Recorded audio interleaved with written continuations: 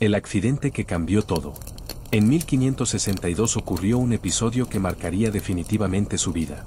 Estudiando en Alcalá de Henares, don Carlos cayó por unas escaleras y se golpeó brutalmente la cabeza.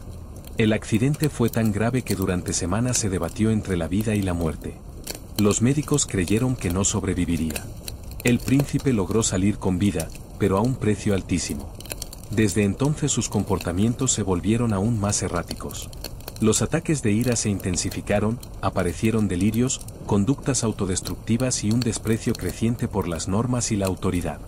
El golpe, según muchos historiadores, agravó problemas neurológicos que ya padecía desde niño, profundizando su desequilibrio mental. Hay relatos estremecedores. Algunos testigos lo vieron amenazar a nobles con armas, otros lo acusaron de intento de asesinato contra un guardia, e incluso circuló la historia de que planeaba vengarse de médicos y profesores que lo habían disciplinado. Lejos de inspirar confianza como futuro soberano, Carlos se convirtió en un motivo de temor dentro del mismo palacio. El príncipe contra su padre. La tensión con Felipe II se volvió insoportable. Carlos empezó a manifestar simpatía por los enemigos de la monarquía española, en especial los rebeldes de Flandes. Llegó a insinuar que, en caso de heredar el trono, su primera decisión sería pactar con ellos contra su propio padre. Felipe, que veía en la unidad del imperio su misión sagrada, interpretó aquellas actitudes como una amenaza directa. No era solo la rebeldía de un hijo, era un peligro real para la estabilidad de la monarquía. El contraste entre ambos alcanzó tintes dramáticos.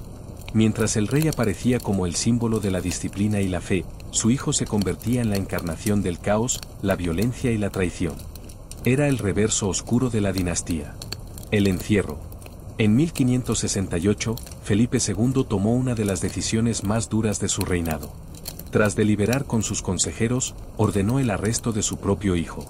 Don Carlos fue confinado en sus aposentos del Alcázar de Madrid, bajo estricta vigilancia. La noticia sacudió a toda Europa. Un rey que encarcelaba a su heredero legítimo era algo inaudito. Los rumores corrieron como pólvora. Algunos aseguraban que Carlos conspiraba contra su padre, otros decían que el rey lo castigaba por su locura, y no faltaban voces que hablaban de un conflicto familiar llevado al extremo. El encierro fue despiadado. Privado de libertad, sin contacto humano más allá de sus guardianes, Carlos se hundió rápidamente. Se negaba a comer, pasaba días enteros encerrado en la oscuridad, gritaba en medio de la noche. Sus carceleros lo describieron como un espectro, consumido por la desesperación y la rabia.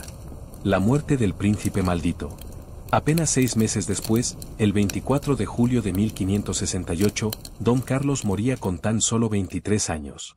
La versión oficial habló de enfermedad y debilitamiento físico. Pero desde el primer momento corrieron rumores de que había sido envenenado, quizá por orden directa de su propio padre. La verdad nunca pudo demostrarse. Lo cierto es que el final de don Carlos fue tan oscuro como su existencia. Murió joven, aislado y marcado por la locura, convertido en un símbolo de fracaso dinástico y tragedia personal. El eco de una leyenda. La muerte del príncipe maldito no puso fin a su historia. Muy al contrario, abrió la puerta a un sinfín de interpretaciones. En toda Europa circularon versiones que lo presentaban como un mártir, víctima de un padre tirano que lo había destruido para preservar su poder. Escritores y poetas, desde Schiller hasta Verdi, lo transformaron en héroe romántico, en símbolo de la juventud sofocada por la rigidez del absolutismo. Otros, en cambio, lo recordaron como realmente fue, un joven decrépito, inestable y cruel, incapaz de sostener el peso de la corona. Para ellos, Felipe II no había sido un verdugo, sino un padre que, obligado por la razón de Estado, se vio forzado a encerrar a un hijo peligroso para salvar el futuro del imperio. Sea cual sea la verdad, lo que permanece es la certeza de que don Carlos encarnó como pocos el lado más sombrío de la dinastía Habsburgo. Una familia que extendió su poder por medio mundo, pero que pagó el precio de la endogamia y la obsesión dinástica en forma de herederos enfermos, mentes perturbadas y destinos rotos. Conclusión. La historia de don Carlos de Austria no es solo la biografía de un príncipe malogrado. Es también la metáfora de un imperio en tensión, entre la grandeza y la decadencia, entre la disciplina férrea y la locura desbordada. Su corta vida nos recuerda que incluso en las cortes más poderosas, donde el oro y la pompa deslumbraban, la tragedia podía instalarse en el corazón mismo de la familia real. Don Carlos fue, en definitiva, un heredero marcado por la fatalidad, nacido en la cumbre del poder, condenado por su sangre, destruido por su carácter y borrado por la mano de su propio padre. Un príncipe que jamás llegó a reinar, pero que quedó grabado en la memoria colectiva como el reflejo de un linaje maldito. El accidente que cambió todo. En 1562 ocurrió un episodio que marcaría definitivamente su vida. Estudiando en Alcalá de Henares, don Carlos cayó por unas escaleras y se golpeó brutalmente la cabeza. El accidente fue tan grave que durante semanas se debatió entre la vida y la muerte. Los médicos creyeron que no sobreviviría. El príncipe logró salir con vida, pero a un precio altísimo. Desde entonces sus comportamientos se volvieron aún más erráticos. Los ataques de ira se intensificaron, aparecieron delirios, conductas autodestructivas y un desprecio creciente por las normas y la autoridad. El golpe, según muchos historiadores, agravó problemas neurológicos que ya padecía desde niño, profundizando su desequilibrio mental. Hay relatos estremecedores. Algunos testigos lo vieron amenazar a nobles con armas, otros lo acusaron de intento de asesinato contra un guardia, e incluso circuló la historia de que planeaba vengarse de médicos y profesores que lo habían disciplinado.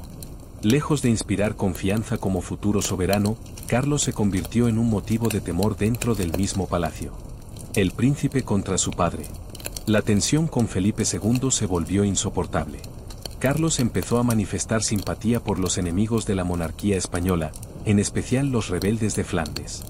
Llegó a insinuar que, en caso de heredar el trono, su primera decisión sería pactar con ellos contra su propio padre. Felipe, que veía en la unidad del imperio su misión sagrada, interpretó aquellas actitudes como una amenaza directa.